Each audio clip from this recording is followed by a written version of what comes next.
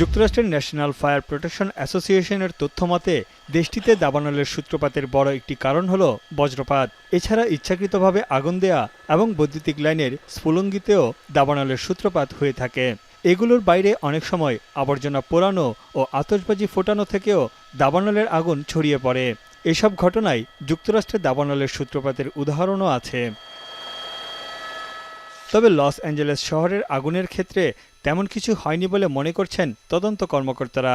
ক্যালিফোর্নিয়ার গভর্নর জানান, অঙ্গরাজ্যটিতে দাবানলের নির্দিষ্ট কোনো মৌসুম নেই। সম্প্রতি সারা বছর ধরেই সক্রিয় আছে বিভিন্ন পয়েন্টের দাবানল। বিশেষজ্ঞরা বলছেন, বিশ্বজুড়ে প্রতি বছর ঘন ঘন ঘটছে দাবানলের ঘটনা, যা দিন দিন আরও ভয়াবহ রূপ ধারণ করছে। 2024 সালের বৈশ্বিক তাপমাত্রা 1.5 ডিগ্রি সেলসিয়াস ছাড়িয়ে গেছে।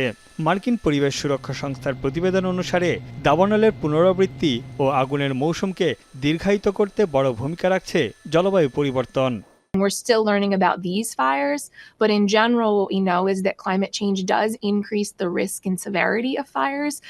For example, climate change can increase fuel for fires, the amount of dry vegetation that can catch on fire. দক্ষিণ ক্যালিফোর্নিয়ায় কয়েক মাস ধরে উল্লেখযোগ্য বৃষ্টিপাত হয়নি। যুক্তরাষ্ট্রের খরা মনিটরের তথ্য বলছে, বর্তমানে ক্যালিফোর্নিয়ার মাত্র 39% অঞ্চল সম্পূর্ণ খরামুক্ত, অথচ কয়েক দশক আগেও তা ছিল প্রায় 97%।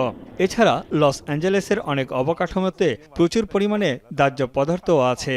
পাশাপাশি সান্তা আনা উপকূলের গরম হাওয়া শহরের দিকে প্রবাহিত হচ্ছে, যা পরিবেশকে করছে উত্তপ্ত। এতে সামান্য স্ফুলঙ্গিতেই দাবানলের সৃষ্টি হচ্ছে।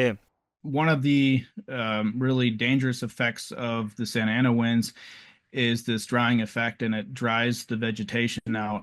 The vegetation becomes the most dry at any point during the year during a Santa Ana wind event. দাবানলে বিস্তীর্ণ অঞ্চল পুড়ে নষ্ট হচ্ছে বন্যপ্রাণীর আবাসস্থল। কিছু প্রজাতির প্রাণী দ্রুত পালিয়ে যেতে পারলেও বেশিরভাগ প্রাণীকেই মরতে হয় আগুনে পুড়ে। যুক্তরাষ্ট্রের সবচেয়ে জীববৈচিত্র্যপূর্ণ অঞ্চল ক্যালিফোর্নিয়া।